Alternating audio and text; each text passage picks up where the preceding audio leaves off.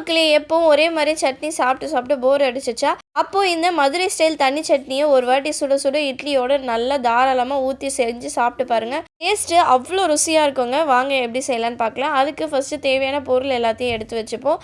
இதுக்கு மொத்தமாகவே பார்த்திங்கன்னா 4 பொருள் தான் தேவை. வெங்காயம், பச்சை மிளகா, காஞ்ச மிளகா, பூண்டு. ஃபஸ்ட்டு வெங்காயத்தெல்லாம் இந்த மாதிரி கட் பண்ணி எடுத்து வச்சுக்கோங்க. நான் இன்றைக்கி மூணு மீடியம் சைஸ் வெங்காயம் எடுத்திருக்கேன். காரத்துக்கு ஏற்ற மாதிரி 4லேருந்து 5 பச்சை மிளகா, அது கூடவே 2லேருந்து 3 காஞ்ச மிளகா. ஸோ இப்போ நான் கடாயில் எண்ணெய் நல்லா சூழ்நிருந்தேன். பச்சை மிளகா, காஞ்ச மிளகா, 4 பல் பூண்டு, அது கூடவே பார்த்திங்கன்னா நான் இப்போ கட் பண்ணி வச்சுருக்கேன் வெங்காயத்தை இது கூட சேர்த்து வெங்காயத்தை நல்லா வதக்கிக்கோங்க. வெங்காயம் நல்லா இந்த மாதிரி கண்ணாடி பதம் வர வரைக்கும் வதங்கினா போதும். இப்போ அடுப்பு ஆஃப் பண்ணிவிட்டு இதை ஒரு மிக்ஸி ஜாரில் சேர்த்து அது கூட கொஞ்சமாக பொட்டுக்கடலை, உப்பு தேவையான அளவு சேர்த்து தண்ணி கொஞ்சமாக சேர்த்து நல்லா ஃபைன் பேஸ்ட்டாக அரைச்சி எடுத்துக்கோங்க. இப்போ ஒரு கடையில் தாளிப்புக்கு எண்ணெய் சூடானதும் கடுகு, உளுத்தம்பருப்பு, சீரகம், அது கூட காஞ்ச மிளகா, கருவேப்பிலை, சின்ன வெங்காயம் குட்டி குட்டியாக கட் பண்ணி வச்ச ஒரு 4 சின்ன வெங்காயம் நல்லா சேர்த்து நல்லா வதக்குனதும் இப்போது ஸ்டவ் ஆஃப் பண்ணிவிட்டு இப்போது அரைச்சி வச்சுருக்க அந்த பேஸ்ட்டை நான் இந்த தாளிப்பில் சேர்த்துக்கோங்க. இது கூடவே நீங்கள் எவ்வளோ தண்ணி வேணாலும் ஆட் பண்ணிக்கலாம்.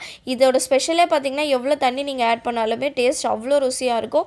இது எல்லா டிஃபனுக்குமே நல்லாயிருக்கும். எஸ்பெஷலி பார்த்திங்கன்னா சுட சுட இட்லியோடு நீங்கள் சாப்பிடும்போது இந்த மதுரை ஸ்டைல் தண்ணி சட்னி அவ்வளோ டேஸ்ட்டாக இருக்குங்க. கண்டிப்பாக இந்த சட்னி ஒரு வாட்டி ட்ரை பண்ணிவிட்டு எப்படி இருக்குன்னு மறக்காமல் கமெண்ட் செக்ஷனில் சொல்லுங்கள். இதே மாதிரி அடுத்த ஒரு ரெசிபியில் உங்கள் எல்லோரும் மீட் பண்ணுறேன். பாய்.